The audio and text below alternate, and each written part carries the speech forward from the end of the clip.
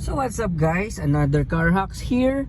So guys, may na-experience ako na sobrang basic niya pero i-share ko na rin sa inyo. So bigla na lang tumakaw yung gas consumption ko, like as in tumakaw ng 50%. So here's why. Yung air filter ko is 13,000 kilometers na tinatakbo. Yung air intake filter air intake filter. So yun. So, ang maruming air filter, sobrang nakaka-ano pala siya. May kinalaman pala siya sa paglakas ng gasolina natin, guys.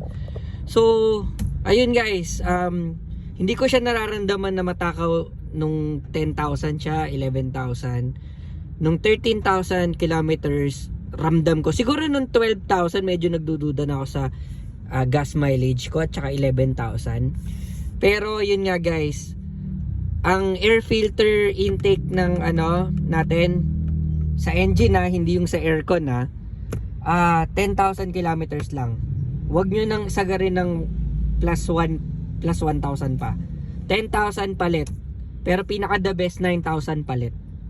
So yun guys, shinare ko lang, sana hindi nyo sana parang hindi nyo maranasan yung naranasan ko na nagulat ako ng sobrang taas ng consumption ng gas ko. So fuel efficient, para maging fuel efficient yan, malaki kinalaman ng air filter natin. So laging dapat malinis ang air filter. Up to 10,000 lang palit na. Yun lang guys, shinare ko lang yun. Thank you and see you for next video guys. Bye.